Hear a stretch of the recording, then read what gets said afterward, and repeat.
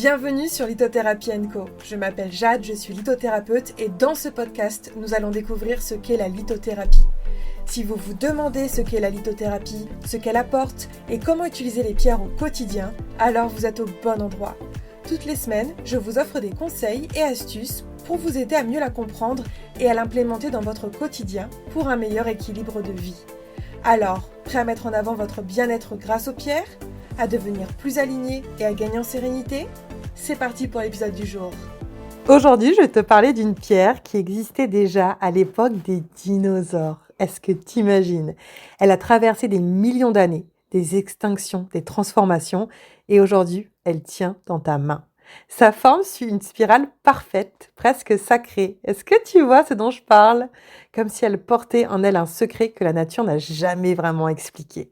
Allez, bienvenue dans le podcast Lithothérapie & Co. C'est l'épisode 243 et aujourd'hui je vais te parler de l'ammonite, bien évidemment, ce fossile marin qui a un petit peu le mémoire du vivant, le symbole des cycles de la vie.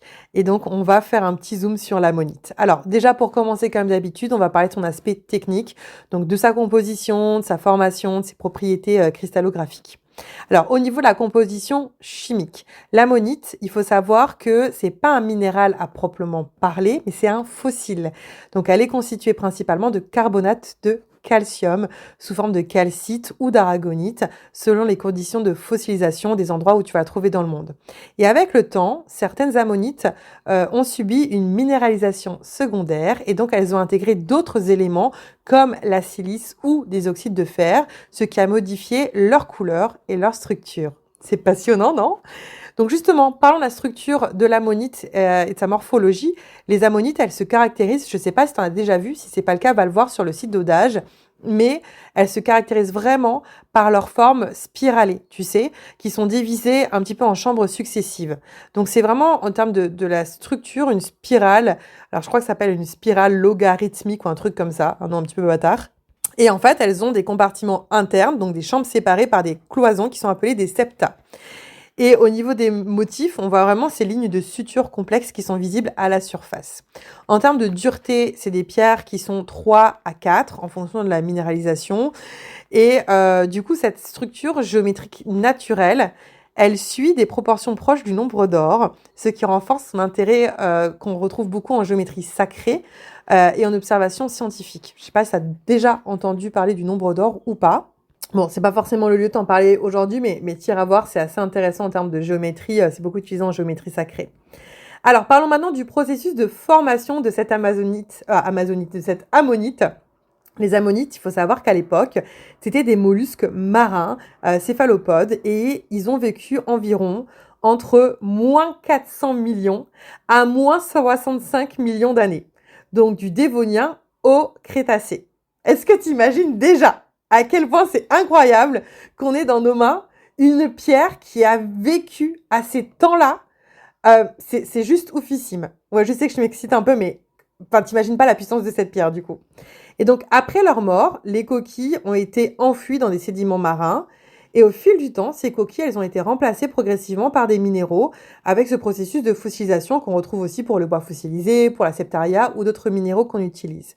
Et dans certains cas exceptionnels, la structure originale est conservée avec un niveau de détail qui est remarquable où on voit vraiment l'organisation interne de l'animal. Donc, en termes de gisement de ces pierres-là, elles sont présentes dans de nombreuses régions du monde, notamment à Madagascar. C'est là où on a de très, très grandes ammonites polies. On en a déjà eu sur Audage. On en a encore. Je sais pas si tu en as déjà vu, mais c'est juste magnifique. On en a au Maroc aussi. Là, on a des beaux spécimens. Souvent, c'est pas exactement les mêmes qu'à Madagascar. On en a au Canada. Au Canada, l'avantage, c'est qu'on a des ammonites. Donc, c'est des ammonites qui sont un petit peu iridescentes. On en a aussi en Angleterre, côté Jurassique, et on en a aussi en France, les amis, vers la Normandie et l'Ardèche. Donc, certaines ammonites sont simplement fossilisées, d'autres sont polies ou coupées pour révéler vraiment la structure interne. Nous, d'ailleurs, on aime beaucoup souvent aussi les vendre par paire pour que vous puissiez les avoir ensemble, mais c'est juste des beautés de la nature. Alors maintenant, si on va faire un petit point du côté histoire et utilisation à travers les civilisations, il faut savoir que déjà, au niveau du nom, l'origine du nom, le nom ammonite vient du dieu égyptien Amon. qui est souvent représentée avec des cornes qui sont en spirale. Et donc, les fossiles d'ammonites rappelaient ces cornes-là, d'où le nom que leur ont donné les Romains, Cornua ammonis, donc les cornes d'Ammon. Ah, tu savais pas ça, hein? Dans leur utilisation dans les civilisations anciennes, les ammonites étaient vraiment considérés comme des objets sacrés. Donc en Égypte, parce que forcément vu qu'elles étaient là avant la civilisation, autant te dire que voilà, hein, on les connaît depuis longtemps. Donc en Égypte, elles étaient associées à la création et au souffle divin. En Inde, elles sont appelées Shalingram et sont vénérées comme des manifestations du dieu Vishnu. Et en Europe médiévale, on les appelait les pierres serpents parce qu'on pensait qu'elles protégeaient contre les maladies et les mauvais esprits.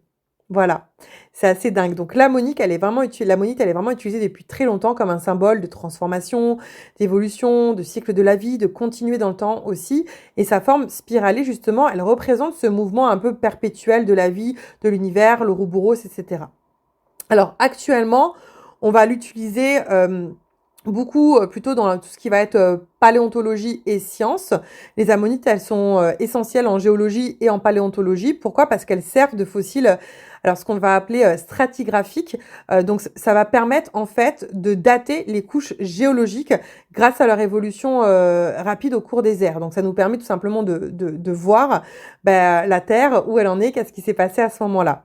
C'est aussi beaucoup utilisé actuellement en décoration intérieure, objets de collection, pièces de musée aussi, parce que c'est esthétique, c'est beau, donc c'est vraiment énormément utilisé à la fois pour le côté scientifique et à la fois pour le côté artisanal. On l'utilise un peu moins en format bijou, cette pierre-là.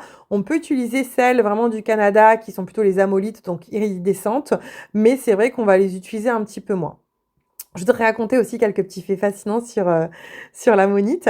Le premier, c'est que c'est un fossile qui est vieux de centaines de millions d'années. Comme tu l'as vu, certaines ammonites ont plus de 200 millions d'années, ce qui en fait des témoins directs de l'histoire de la Terre. Voilà, je vous dis ça, voilà, je suis en même temps... c'est beau, quoi. Moi, je suis désolée, mais je trouve que c'est beau.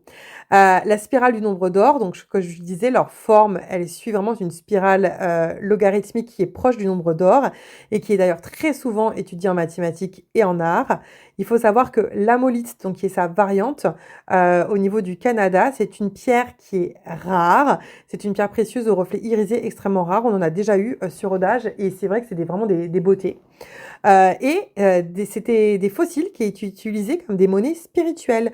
Dans certaines cultures, par exemple asiatiques, les ammonites étaient échangés contre des objets sacrés, au même titre que des reliques. Tu savais pas ça, hein?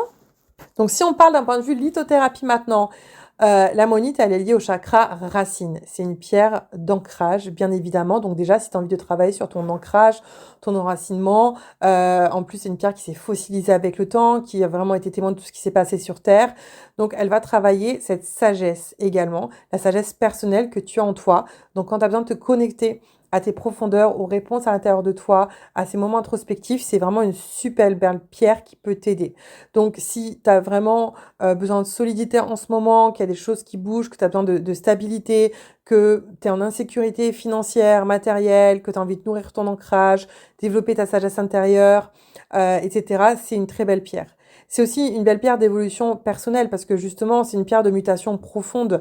Elle t'accompagne dans les périodes de changement, de transition, de transformation intérieure. Elle t'aide à évoluer comme elle a évolué en fait. Et c'est aussi une pierre de circulation énergétique. Avec ce côté du spirale, de circulation, tu sais que l'énergie, elle part toujours du racine vers le bas. Donc, elle t'aide vraiment à développer aussi cette partie de mouvement au niveau de l'énergie que moi, je trouve juste géniale.